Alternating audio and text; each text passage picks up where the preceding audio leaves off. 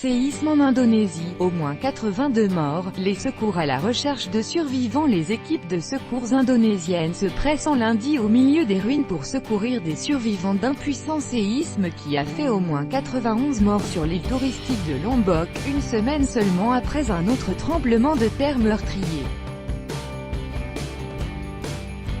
Le séisme de magnitude 6,9 survenu dimanche soir à une faible profondeur de 10 km a endommagé des milliers de bâtiments et a été ressenti sur l'île voisine de Bali, la plus touristique de l'archipel d'Asie du Sud-Est. Il a été suivi par plusieurs répliques provoquant de nouvelles frayeurs lundi, l'une atteignant une magnitude de 5,3 dans la matinée. Les équipes de recherche et de secours passent au peigne fin les lieux et évacuent des personnes, a déclaré le porte-parole de l'Agence nationale de gestion des catastrophes, Sutopo Purwo Nugroho.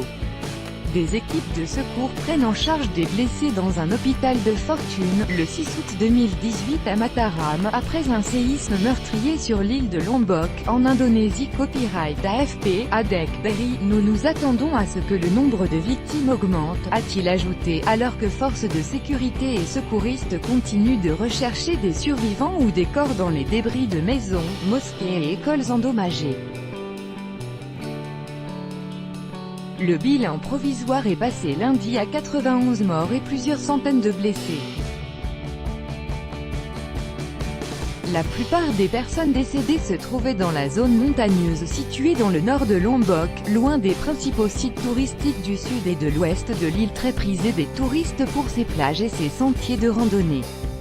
Des milliers d'habitants de Lombok, une île située entre celle de Bali et Sumbawa, ont été contraints d'évacuer leurs maisons, tandis que certains quartiers de l'île sont toujours sans électricité. Par ailleurs, quelques 900 touristes indonésiens et étrangers sont en cours d'évacuation des petites îles de Gili, proches de celle de Lombok. Séisme en Indonésie. Copyright AFP. Quelques 200 touristes indonésiens et étrangers ont déjà quitté les 3 îles de Gili, et il en reste environ 700 en attente d'évacuation, a déclaré M. Nugroho. Des centaines de blessés portant des traces de sang sont traités à l'extérieur d'un hôpital endommagé de Mataram, principale ville de Lombok très affectée par le séisme. Des patients sont allongés sur des lits à l'extérieur de l'hôpital et soignés par des médecins en combinaison bleue. Des touristes à l'aéroport de Lombok après un séisme qui a secoué l'île indonésienne, le 6 août 2018. Copyright AFP, Adek Berry. Des habitants pourraient être coincés sous les décombres. Najmullah Kyar, chef du district de Lombok Nord, où se trouve l'épicentre du séisme, a estimé que 80% de ce territoire a été endommagé par les puissantes secousses. Nous avons besoin d'équipements lourds car des mosquées se sont effondrées et nous redoutons que certaines personnes sont prisonnières à l'intérieur, a-t-il déclaré à la chaîne de télévision Metro TV. Ce séisme est survenu une semaine après un premier tremblement de terre le 29 juillet, qui avait fait 17 morts sur cette île située à l'est de Bali et détruit des centaines de bâtiments. À la suite du nouveau séisme, l'aéroport international de Bali a subi des dégâts sur son terminal, mais cela n'a pas affecté le trafic aérien, selon des responsables locaux.